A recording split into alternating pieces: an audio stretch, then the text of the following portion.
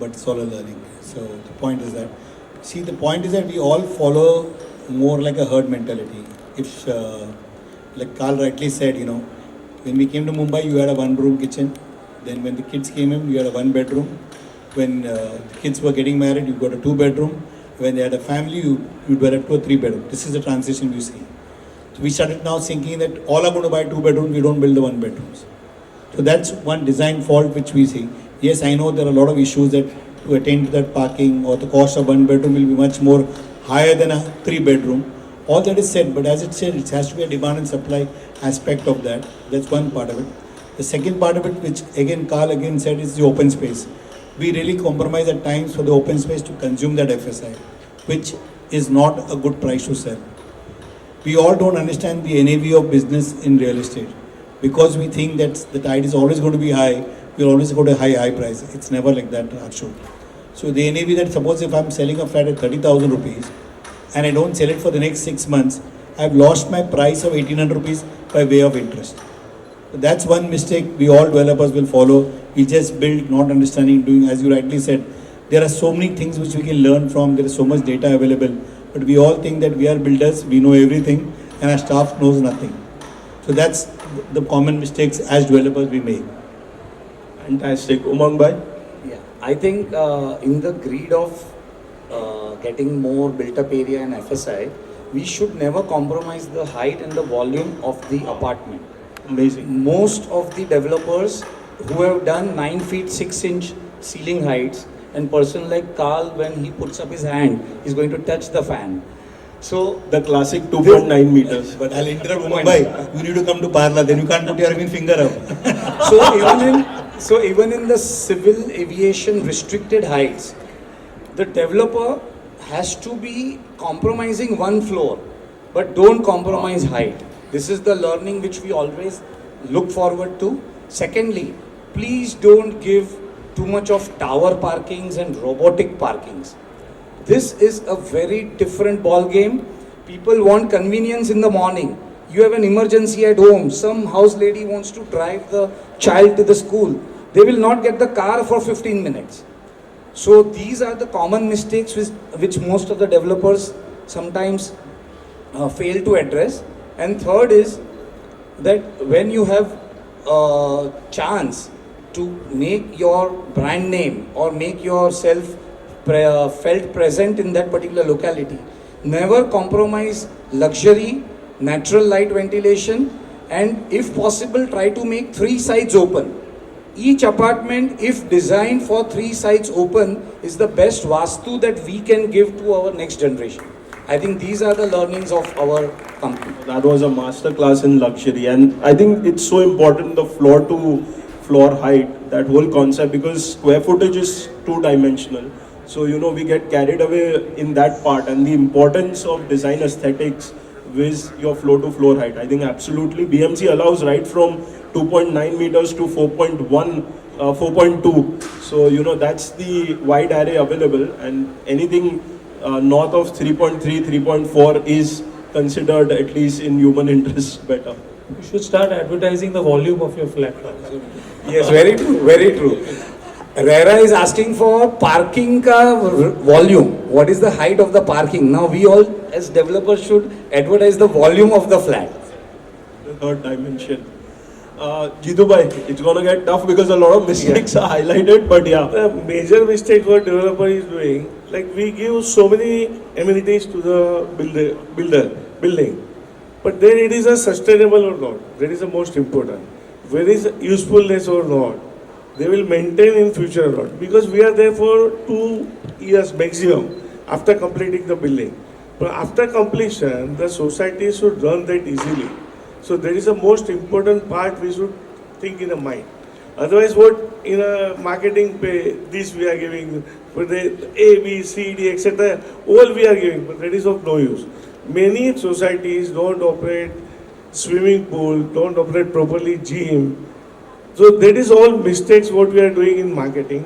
So by giving these amenities, we are compromising luxury for spaces and etc. So that is a main mistake what we are doing. I think that's so important. People have turned residential projects into resorts. So the problem is that, not only your maintenance is going to jump up, because you won't understand whether you are living on outright basis or on rent, because that's how high maintenances have gone up. And second, of course, these become maintenances for the pets and for the flora and fauna around rather than the humans living in there. Fine is adding to happiness index. See, in a life we are forgetting happiness index. So that is the most important. And Thane, by the grace of natural God, that is a mountain, water, and in between the space. Here some architects are there. It is the best in Vastu. So it is the best in luxury life. So it adds to a mind happiness of the people. So there you get a very good spaces there. And with the blessing of Deputy CM and former CM, we have so many infrastructure projects coming in. It adds to the best of your life. It curtails time, it curtails garden, it curtails any other amenities. So Thane has emerged as a best project, luxury project of the city adjoining to Mumbai.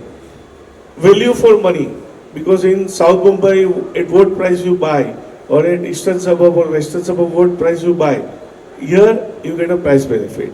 The more luxury, if there is a parking issue there, in Matunga or in western suburb or in Valkeswar when you build, there is always a problem of parking, openness. Here you get everything for your children, for yourself, for your elders, like parents. So everything is there.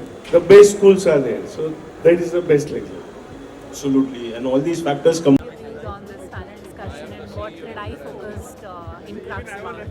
So I thank the organizer DPOV. It was a really good show, and more important, it was a good collaboration with CREDAI-MCHI, with all the designers and all the people around. The good part to see its actual design, not just total crowded part of it. The quality was very good, and hopefully people will learn a lot from it.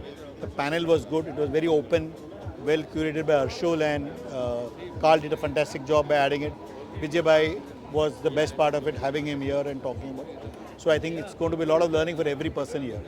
How does luxury and sustainability in real estate goes hand in hand? So luxury, I think, is not a price myth. It's not a amenity myth. Not that you have Italian marble or some gold rim things. It's more a comfort to the end user, which is very important. Plus, it adds a convenience of time, how you spend time and how you get things done. And most important, the light and the ventilation, which is very, very important for human health. Welcome.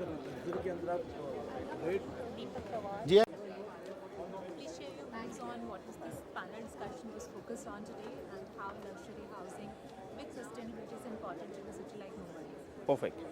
Hi, I'm Dr. Harshul Savla, and I was very happy to moderate this panel on luxury. I think we redefined luxury, broke a lot of myths. Luxury was always about huge flats, high rates per square foot, but I think we talked about luxury right from one room kitchen, 1 BHK to a penthouse. We also talked about what are the elements which constitute luxury, which includes elevating the standard of life, elevating the well-being, health, and overall happiness quotient of an individual and a family, and ultimately that's what one looks for when one buys their dream home. Thank you, it was a pleasure. The panel discussion was on the luxury segment and how luxury housing impacts everybody's life.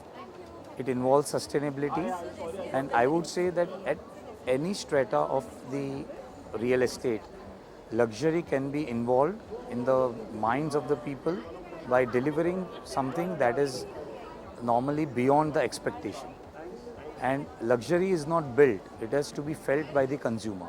So we think that as on today, Mumbai or India, we are entering into a phase of aspiration, wellness and luxury.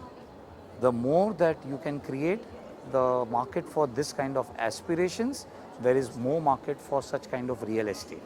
Thanks.